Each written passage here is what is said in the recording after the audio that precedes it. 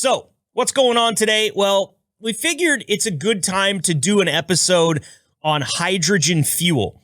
Here in the weeks past, actually probably the months past, it's been a little while, but we've talked about electric trucks. We've talked about autonomous trucks and AI and how that's going to affect trucking going forward.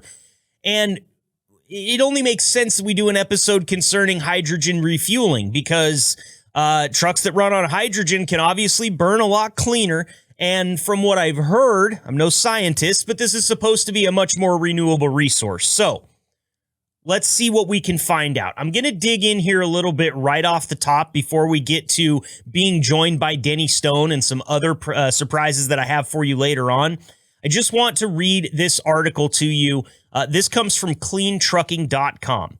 Now, as I always say, consider the source, okay? It comes from a website called cleantrucking.com. So, generally, I would expect this to be a little bit more of a positive skew. I'm not saying that it's wrong. I'm not saying it's factually incorrect at all. What I am saying is that cleantrucking.com is probably all about hydrogen fuel. So they're going to tell us the high points and the things that are going right.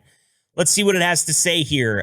The article starts, Nikola Corporation announced Monday via its Hyla brand, that's Hyla, it has opened its first Hyla hydrogen refueling station in Southern California. Featuring an advanced modular fueler, the station at 2445 East Guasti Road in Ontario, California, represents the latest phase in Nikola's commitment to providing hydrogen refueling solutions for Class 8 trucks. Nikola says the Ontario station will be capable of fueling up to 40 Nikola hydrogen fuel cell electric Class 8 trucks daily. This station is part of a strategic plan to establish up to 60 hydrogen refueling solutions in the coming years, with 9 planned to be in place by the close of Q2 2024, which is not that far away. That's in the summer. Nikola will provide 24/7 support with on-site Hyla ambassadors and operation techs, ensuring a seamless and efficient fueling experience for customers, according to the company. Here's a quote. "We are thrilled to open the first Hyla hydrogen refueling station in Southern California, marking a significant milestone for Nikola and offering convenient access for our customers," says President of Energy, Ole Hoffelman. "Easing the transition to a zero-emission trucking future and prioritizing access to a hydrogen solution network is our top objective, and we're just getting started. Once the 9 planned solutions are in place by mid-2024, Nikola will have established one of the world's largest heavy-duty hydrogen refueling networks, providing customers accessibility at their current locations and along their planned routes." End quote. Working alongside industry leaders, Nikola states that it is securing a robust hydrogen supply chain for refueling infrastructure to support its growing customer base. The continued development of the refueling ecosystem is anticipated to further facilitate the adoption of hydrogen fuel cell electric trucks and contribute to the decarbonization of transportation. Finally, it says the Hyla Refueling Solutions Network will offer Nikola hydrogen fuel cell electric vehicles and other Class 8 customers flexible refueling options, including modular and permanent Hyla stations, customer-owned facilities, and partnerships with public truck stops, the company adds. So there you have it.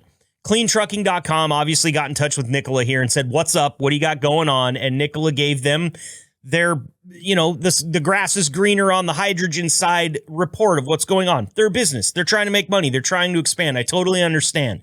But now I want to turn your attention to an article written by our friend Alan Adler over at freightwaves.com. Now, Alan's been on the show before, and he is a great resource for this type of thing. But Alan's article is titled "No Signs of Panic as Nikola Gets Second NASDAQ Delisting Warning." This came out in the end of January. It says that the company has at least 180 days to regain compliance as its share price languishes.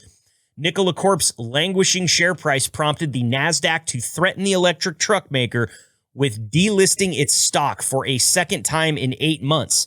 But don't look for the company to panic. Allen says the quickest way to remove the threat is a reverse stock split.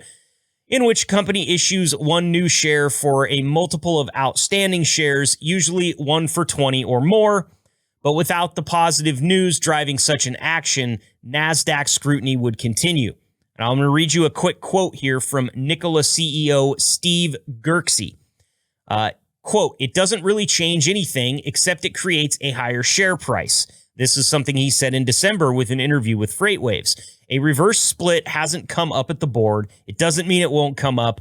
When we look at the top 5 things we're working on, that's not one of them."